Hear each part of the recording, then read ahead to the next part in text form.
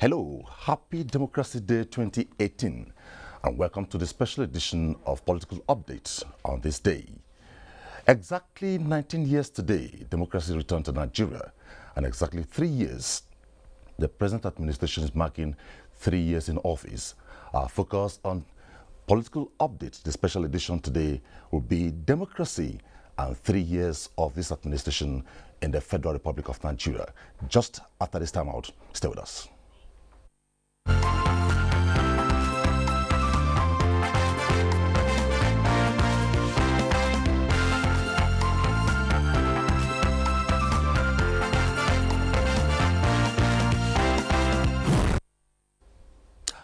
Democracy in Nigeria, 1999 to date, and 3 years of the Buhari-led administration in Nigeria is the focus on this special edition of Political Updates. I have a full house in Abuja, and we shall be, in the course of the program, going to Kaduna to join a guest. But before then, I need to let you know who are right here in the studio with me. My immediate left, I have the South-South Zonal Woman Leader of the All Progressives Congress APC, Rachel Akpabio. She's also a consultant on SMEs. Thanks for joining me on Political Update. Thanks for having me. To my right, I have Dr. Abubakar Umakari, Senior Lecturer, University of Abuja, and Political Affairs Analyst. It's my pleasure to welcome you. It's a pleasure. Journalist, broadcaster, researcher, international humanitarian and human rights law, United Kingdom, Philip Agbese. Thanks for joining me. Happy Democracy Day. All the way from the Kaduna Network Center, we have joining us Jide Ojo. Jide Ojo is the Executive Director, Orja Development Consult, and a development consultant on public and a public affairs analyst. Hello, Jide. Thanks for joining us on Political Updates. Pleasure. Thanks for having me. Happy Democracy Day. Okay. Well, gentlemen and lady, it's a special day, and we have all wished Nigerians a special Democracy Day. Let's take off this way. I say this way: we have had 4 clear bans between 1999 to date. We have had the Olusegun Obasanjo ban. We have had the Umaru Musa Yar'Adua. We have done Goodluck Ebele Jonathan, and we are now doing Muhammadu Buhari. Let's start from the democracy perspective. Abubakar, what would be your analysis? Democracy in Nigeria, 1999 to date. Though Mr. President said exactly today we are 19 years of our nascent democracy. Will it say it's nascent democracy? Well, I may beg to disagree with the President about the nascentness of our democracy. But on the whole, my assessment is so far so good. And there are a lot of reasons for that. One, we have had 19 unbroken years of civilian administration, which is unprecedented. And for me, it is becoming increasingly clear that it is bye-bye to military rule. Democracy is increasingly taking root even in our consciousness, in our psyche. Those who have been born 19 years ago and they are in their tens of millions never experienced military rule. And concretely speaking, if we look at the cardinal principles of democracy, which are 3 or 4, they have done well within the past 19 years. The first one is choice. Nigerians have been given unfettered choice to choose their leaders, to choose the system they want. They have had a voice, they have had their say, even though oftentimes they have not had their ways. Participation is mixed. We have had 5 elections and the scorecards have been mixed, but on the average, people have come out to participate. On the issue of rule of law, which is also a cardinal principle of democracy, that is where there are pitfalls. Individuals, groups and organizations have unfortunately been observing the rule of law largely on the breach, particularly in recent times. It used to be the executive, but now even the parliament and ordinary people have been willfully violating court orders and pronouncements. And 19 years again of civilian governance, yes, it has not come up with the kind of result that Nigerians have expected. But I've always said democracy is a journey, it's not a destination. And I have very little doubt in my mind that we'll get there someday. Okay. Democracy is not a destination, it's a journey. So, from the pitfalls you have raised here, what could be done to surmount the pitfalls? Well, for me, I don't think there is anything that is exciting about democracy, other than the fact that governance generally is about the well-being of the people. It is about providing interventions that make life more meaningful to people. And to that extent, if I'm allowed to, air my views on what has actually transpired in terms of governance, I would say that in the last few years there have been departure from the way things were done in the past to something that is a bit closer to a civilized society for the people of the Federal Republic of Nigeria. And to that extent, we have every cause, to be grateful that, of course, today we now have a government in place that is particularly concerned about the well-being of its own people. And if you look at it generally, they've always been in life, there are factors that work for you, and there are actually factors that act against this development. Governance is basically not just about providing infrastructure. It's not just about providing basic amenities. It also has to do with what the state, what interventions the state is also able to carry out to ensure that there is no abrupt drop, or there is no unnecessarily interferences, that act against the well-being of mankind. So looking at one angle, one would say that from provision of basic amenities, the government has actually done its best. And in terms of protecting legacies, the sovereignty of the state at the other end, to ensure that life is also good for the people, to a large extent, we also say, despite the challenges here and there, that the president, the current administration has also been able to impress on the people that we have a government in place in Nigeria. Okay. When we talk about democracy, you hear people say rule of law, separation of powers.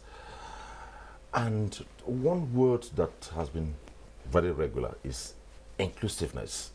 And I know that at some point it was as though the women, the youths complained. So what would you say so far, 1999 to date, looking at it comparatively, in terms of inclusiveness, how well, how far?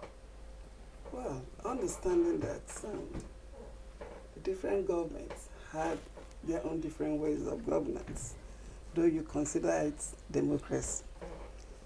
It is all about inclusiveness, considering the women and also the youth.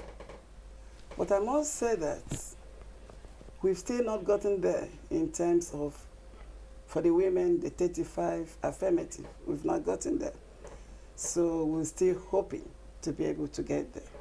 Luckily, the president today said the bill on the youth, it's going to be signed into law. And so we're looking at the youth being able to come in, not acting the Togri way, not being allowed to be used to disenfranchise activities of elections and all that, but to look at elective offices that they will bring to bear their ideas, their knowledge, their youthful knowledge that can help the people. So I believe that this present government is still going to fill in for the women. They have tried, but we still need more. We're like Oliver Twist, Okay. always asking for more. Okay. Well, let's go to Kaduna. Jide, we know one of the models that has been playing out currently is the PPP model, the public-private partnership. From a CSO's perspective, what's your take on democracy 1999 to date, PPP-wise? That's an economic model you are bringing into politics. However, yes, it's applicable. Public-private partnership is a social contract. Don't forget, democracy is a social contract between the elected and the electorate. And you know, there are certain expectations that one expects to get from those who are elected. And of course, on that count, not much has been delivered in the last 19 years. There is still this governance deficit, particularly when we look at the subnational government.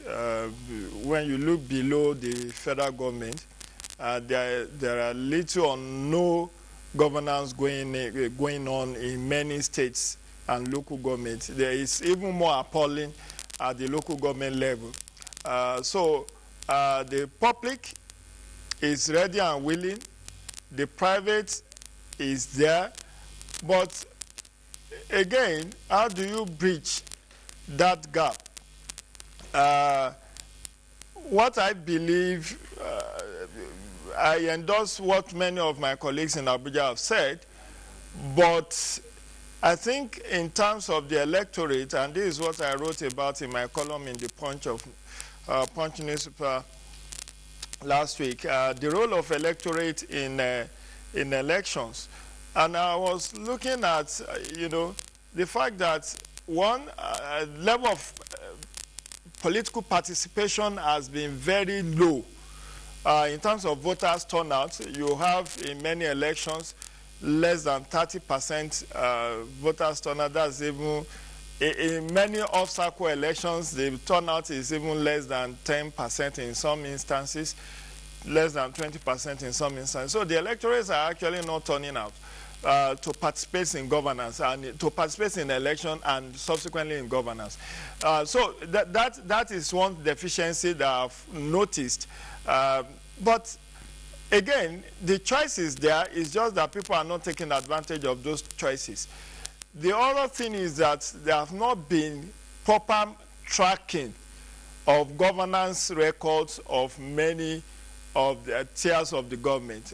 Nobody is, for instance, tracking governance at local government levels. How much has come into the coffers of local government?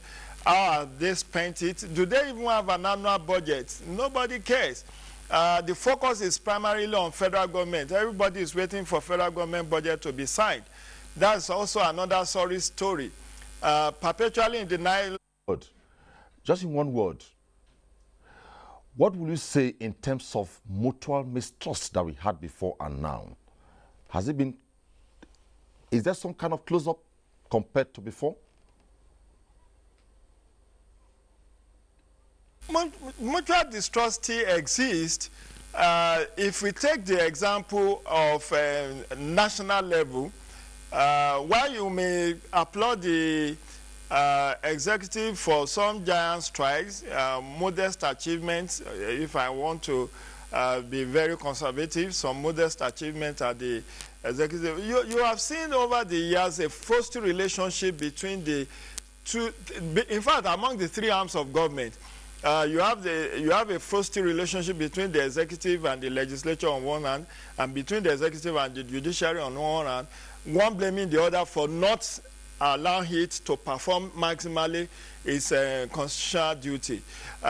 You'll find out that Mr. President will be quick to say, oh, there are some legislations I've sent as executive bill that are yet to be passed on anti-corruption, on, even the budget issue is a blame game between the executive and the legislature.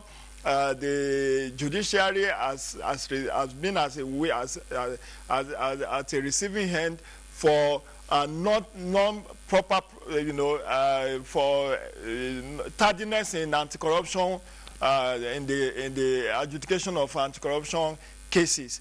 And so until when we have a more robust relationship among the three tiers of government and among the different tiers of government, that's when we'll start witnessing a more progressive advancement in terms of delivery on better governance than what we have now. What we have now is a far cry from where we ought to be. I'm very quick to say yes. We have left where we used to be, but no, we are not where we ought to be because of this war of attritions among the three arms of government and among the three tiers of government. You see the controversies over issue of even how to manage the excess crude account, whether the monies are being judiciously spent, whether states should be, whether there is a kind of legalization that should take place or not. Those things are hampering governance, and I'm not using.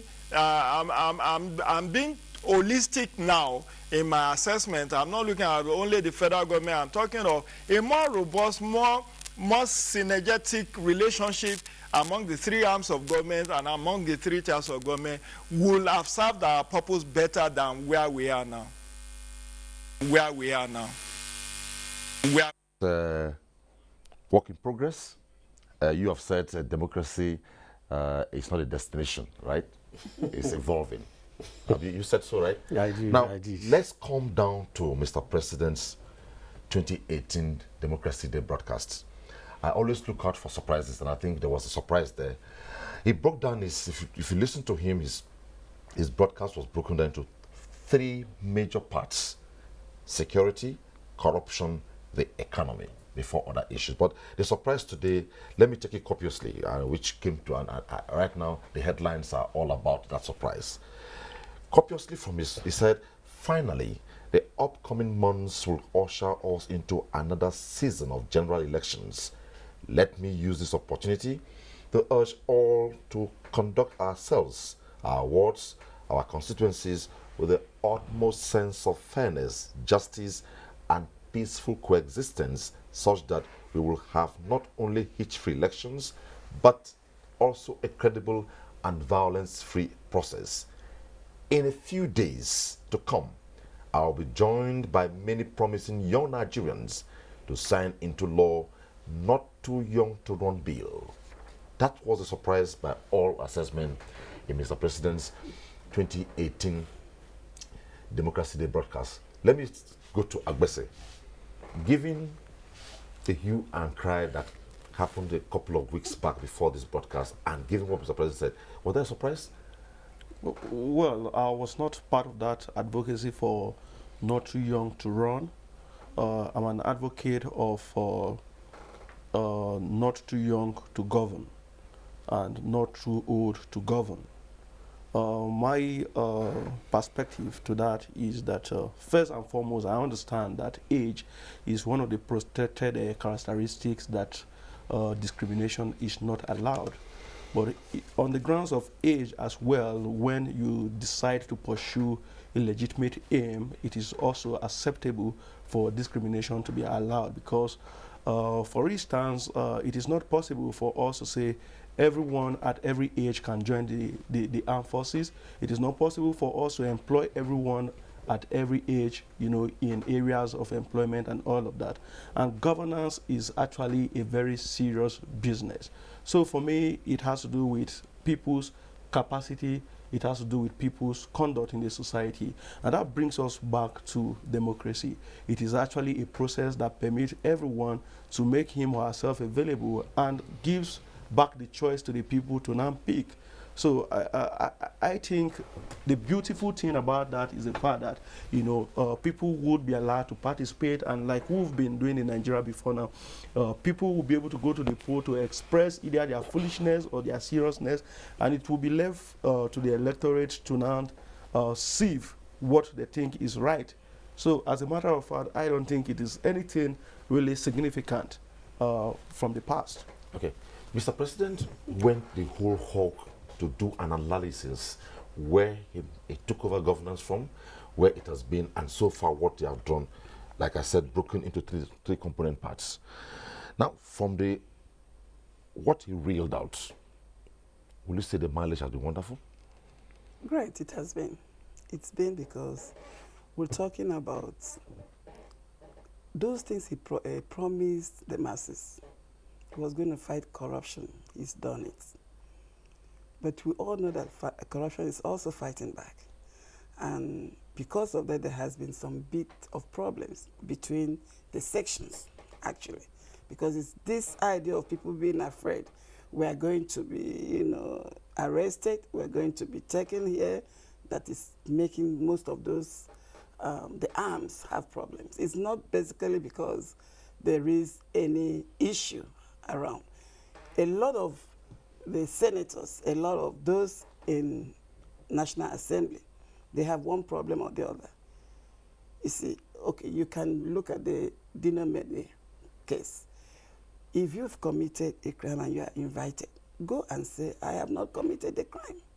And if you get to the police station and they find no one can arrest you, no one can keep you in the police station, you get your lawyer to go with you, than allowing it look as though you are running away from government, or from government or from the law enforcement agencies. So I believe that the fighting of corruption is one thing that the president intends to. He hasn't even done much yet, but he's going to do more.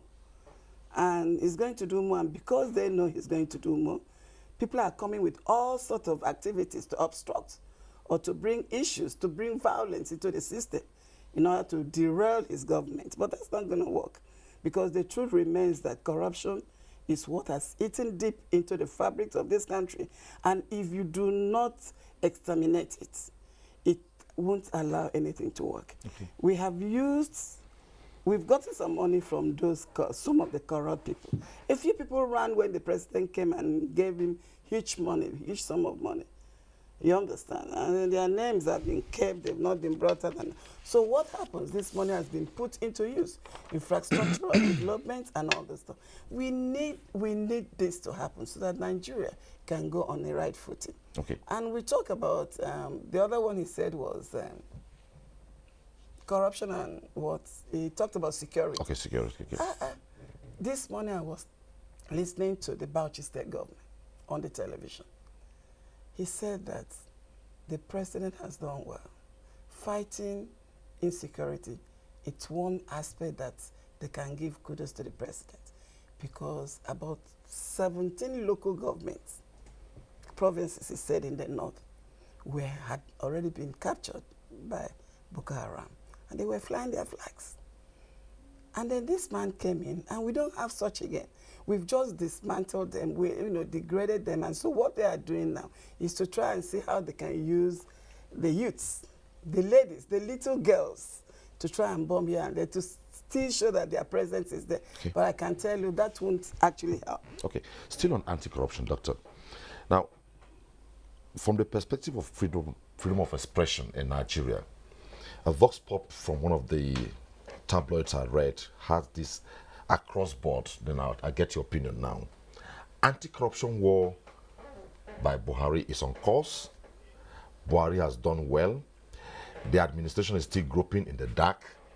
Buhari is a failure from all fronts. Buhari brought change and change. Buhari administration is work in progress. Now, given this meaning, there's some level of freedom of expression, right? But from your perspective, what is your objective view about anti-corruption thus far? Yeah, but please permit me just to say a few words about the not too young to run bill. Yeah, for me, is a monumental thing, considering the fact that it entails constitution amendment. The constitution appears to have excluded a sizable chunk of Nigerians from seeking for positions. And now the political space has been opened with this bill. There are budding young people who want to aspire. Okay, mark you, I'm not a youth, I'm above 40 years, so it does not affect me. But anytime the political space is open up... You have one youth here. Youth. Yes. The way it has been, we have to look at it as quite commendable. Just remember the case of Ibrahim Salisu Buhari, who was elected into the House of Representatives and managed to become a speaker, but he had to leave the position because it was discovered that he was 29 years instead of 30 years. And the man did very well within the 49 days that he was speaker. And there are so many young Nigerians who want to contest for elections, but they were barred by the constitution. So if a new law now has come up to open the space, I think this is quite monumental. Okay. On the anti-corruption, I have always believed that it has been the signature program of... Why I give you this cue was, if you check, it's like a jigsaw. Yes. Positives, negatives, positive, negative. Because it is as though you dare not speak against the government. But it's there on the public domain that people spoke for and against the government.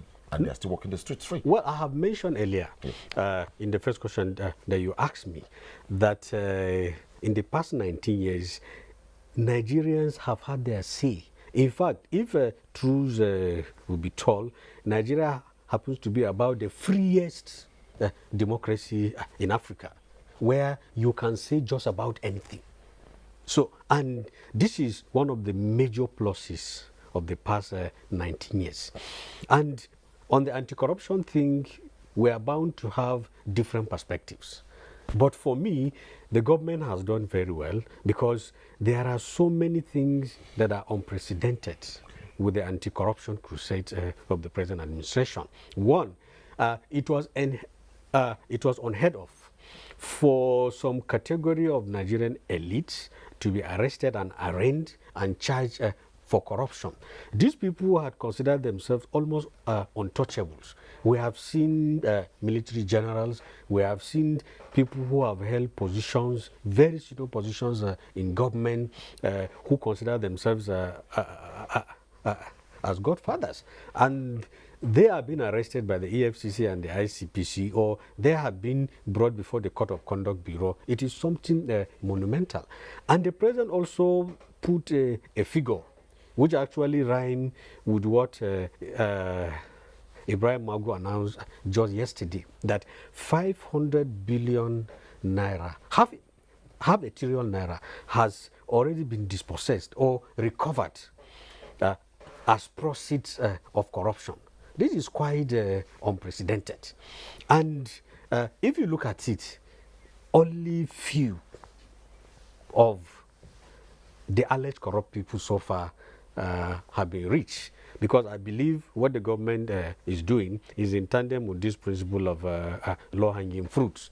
You get those that are easily whatever. Okay. So, and the anti-corruption fight, I think, is a roller coaster. Okay. It is something that is bound to be unstoppable, and we have all agreed, okay, the corruption is one of the major problems, major impediments to development, something that has given Nigeria a very bad name. And as the president announced, which I agreed, the anti-corruption fight has improved the international image of the country. Okay. So I think on the anti-corruption fight, we appear to be on the right track, even though there are so many things, okay, that need to be done. Nigerians have to be mobilized. And again, the government appears to be not exactly fighting corruption, but fighting corrupt persons. Okay. Yes, so corruption is something that is institutionalized within the family, within several social formations. So there should be a holistic program of fighting corruption, not necessarily going after alleged corrupt persons. Okay, let's go to Kaduna. Jide, one thing that has always played out with successive governments is the problem of sustainability. What will you say about sustainability, about this government in terms of sustainability? Because you find an avalanche of projects, policies they have uploaded and continued from the previous government, in as much as they also have projects they initiated and are ongoing. Some of the commissioned projects are projects that they inherited from the previous government. In terms of sustainability comparatively, what will you say about the current administration? The current administration scores high, in my own estimation, on the issue of continuation of sustainability of governance. Just yesterday, I was watching on a sister station interview by the former governorship candidate in one of the South states, who accused the incumbent of only completing projects that his predecessors have initiated, that he has never initiated a project of his own and completed it from start to finish in 3 years of his administration. I think that's a pull him down or pull her down syndrome that we should not be encouraging in our body politic. This administration's costs are, in my own estimation, because quite a number of projects. I came to Kaduna from Abuja by rail, and this is a rail project that was started by the last administration. And it's therefore, I mean, the administration has left 3 years ago, but it's Nigerians like you and I that are now enjoying that services. If this administration has not deemed it fit to complete, we will never have had that opportunity of bringing back rail service to Nigerians. It's because the Nigerians are the primary beneficiaries. Just yesterday, some water projects, one or two water projects has been commissioned in the last 4 or 5 days. I think the one that was commissioned yesterday was in Katsina. That was an abandoned project for over 10 years. This administration deemed it fit to complete that water project, and I think that's the 4th that have been commissioned under this administration. That is commendable. There have been some road projects. Look at the Lagos-Ibadan Expressway and about 12 federal roads that the government is using 100 billion Sukuk funds to fund. Those are not projects initiated by this administration, but that were inherited from the previous administrations, right from even Obasanjo administration in about 1999 to 2007. Some of them were not even completed by Yar'Adua and Goodluck Jonathan administration, but this administration has deemed it fit to take on those projects, and possibly, I believe, by the end of this year or earlier than that, we will be seeing many commissioning of this project, which has been a position I take on issue of governance, that we must not be losing trillions of naira every year to abandon projects. When many of these projects are advanced stages, some of them are 70%, 80% completed. However, I need to remind Mr. President of his promise he made in his January 1 broadcast that the Abuja light rail services was 98% completed, and that very soon we were going to start enjoying that light rail services. He needs to honor that promise. I actually thought he would commission that light rail project for us in Abuja to start enjoying, but it's done very well in terms of continuation and completion of abandoned projects. Yeah. The program is a special episode of the political update to mark 2018 Democracy Day in Nigeria. We'll be right back after this time out. Hate speech is not a joke. It incites genocide and crimes against humanity. Most of Africa's civil wars are caused by hate speech from one tribe against another. We don't want it here. The Nigerian government stands firm against hate speech. Under no conditions whatsoever should we tolerate or excuse or justify hate speech or hateful conduct of any kind, especially where such is illegal. There's no doubt that the resurgent push for separatism, as well as the rising cases of ethnic and religious disharmony, are all traceable to the growing phenomenon of hate speech. One nation bound in freedom, peace and unity. Nigeria, one nation, one people. This is a public service announcement.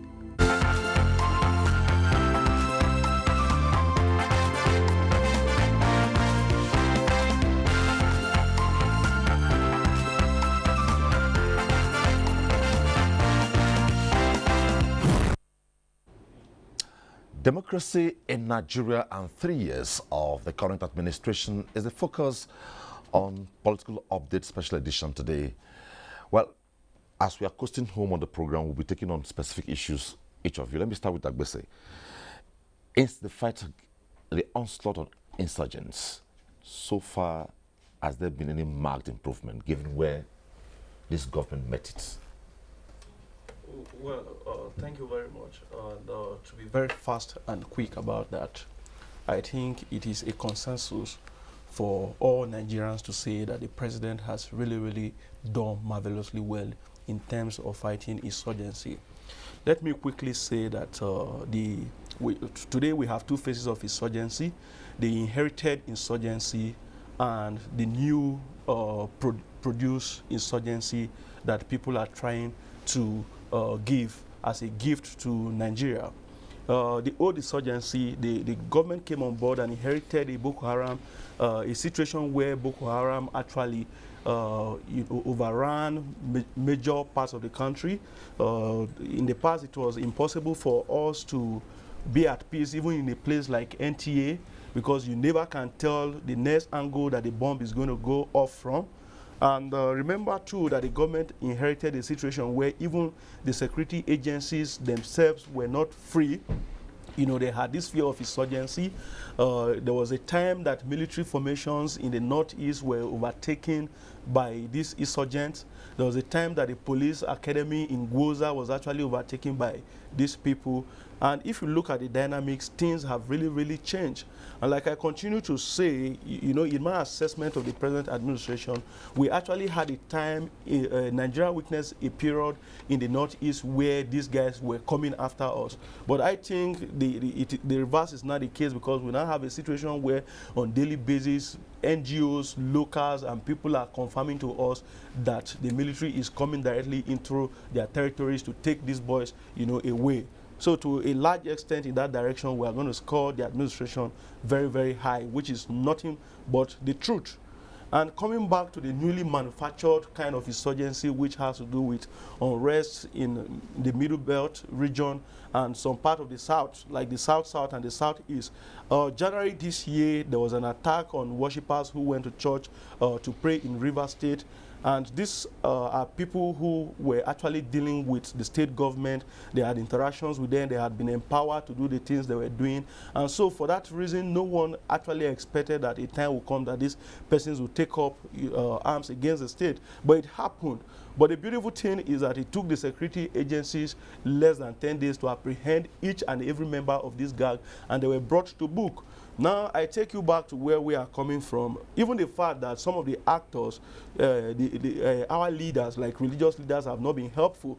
I now take you back to a place like Taraba State, where there have been issues of farmers, herdsmen crisis in that community. We've seen the arrests so far. We've seen that people, members of this community, actually constitute themselves. They wear military uniforms and all of that. And these persons, when they are arrested by security operatives, we realize at the end of the day that they do not even belong to these communities. These are people sometimes imported into the community by legitimate authorities. And you cannot see the dilemma that we are facing. That's why I mentioned earlier that, you know, the newly manufactured kind of insurgency. If you go to Benue some time ago, we heard that even an aide of the governor was involved in the act of insurgency. You know, money was found in his account. You know, they couldn't account for this money, and it was traced to the coffers of the state and all of that. These kind of stories are not really helpful. If you return back to the Southeast, today we are hearing that some persons are asking people to sit at home and not to go to work tomorrow.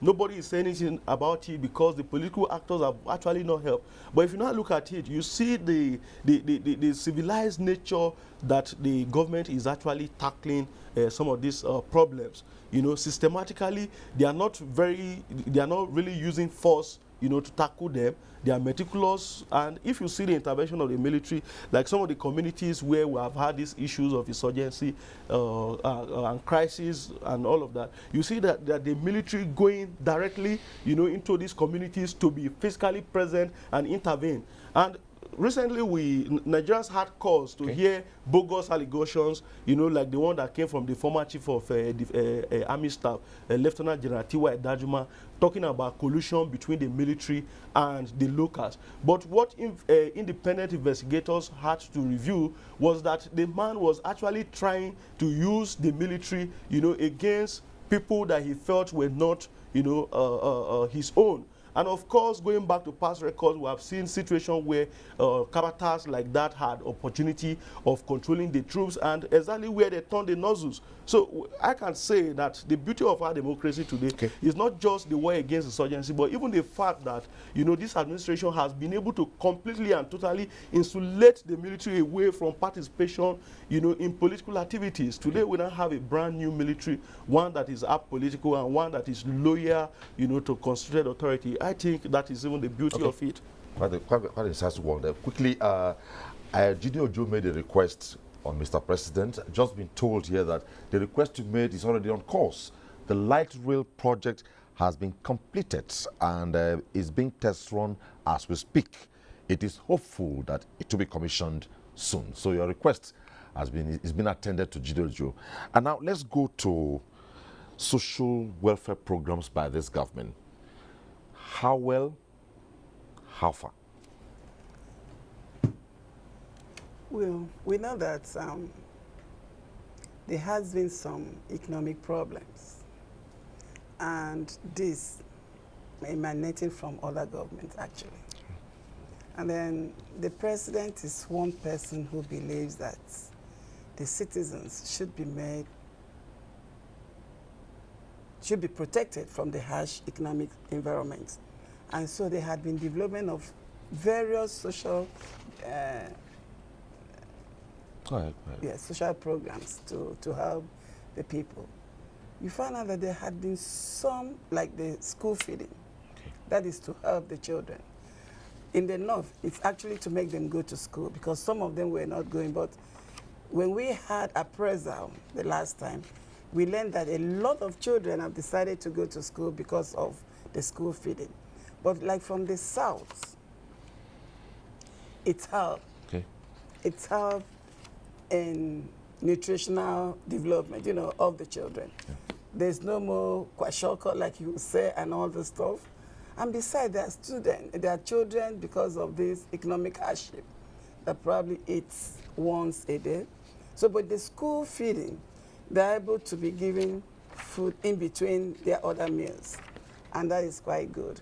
Then we have situations where people are being empowered to do some programs. If you go to Ibadan, last 3 weeks or so, about over 300 people that went for the program. Some went for fishery, poultry, and confectionaries. And when they are done, they are given money to actually start the fishery, and we're given 500,000. And then the confectionaries were given 300,000. And whether you like it or not, it's going to be employment of labor, because they'll be able to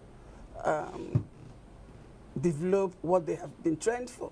And this government has done that because they want a situation where people will try to sustain that economic sustainability, you know, be able to be self-reliant and stay out of the vices that can bring problems in the system. We also know that there are these people that they give, those that really have problems, you know, they don't have money at all, they're very poor, downtrodden, they 5,000. Some of them, a lot of people have been given that. I got to know, I initially thought it wasn't actually practicable, it wasn't happening. But during the Asiwaju's colloquium in Lagos, I was there, and the children and people that were able to get this, even the handicapped ones, people with disability, were able to say that 5,000 given to them, they started with recharge card. Now they are selling petroleum products. And I was wondering, so this actually happened to a lot of people with the different kinds of social programs that the government has been able to develop to cushion the economic hardship has actually been put in place. And it's helping. It's helping Nigerians. For the opposition that come in with hate speech and that comes in to want to condemn everything that this government has done, I don't seem to blame them at all, because that is what they want to do. But the truth remains that this government is in the right direction. They just want to distract the president and its cabinet from not doing what they're supposed to do. But you see, the president is determined. He came here with a focus. He's a man of integrity. He came with a focus to put things right in Nigeria, to bring Nigeria to the right line, and to expose us externally to having this, oh, Nigeria is a great country. It was then, some time ago. And all these others that came later is not what we planned. So definitely, opposition, we expect them to say whatever they want to do. We expect them to engineer violence. We expect them to go around it, trying to make it look as though the present government is not working. But I can tell you, they're working in its different areas. Whatever he promised Nigerians, he's doing it. They are doing it and doing it real good. Okay, thank you. I'll come to Doctor. Let me go to Jide. Jide Ojo, if you listen to Mr. President's broadcasts, he proved to Nigerians that yes, he was elected under the platform of a political party. But throughout his broadcast, he talked about Nigeria and Nigerians and what the administration will do for Nigerians. From your perspective, when can we get to the level where at some point we look beyond political affiliation, ethnic affiliation, and religious affiliation? When do we go beyond that?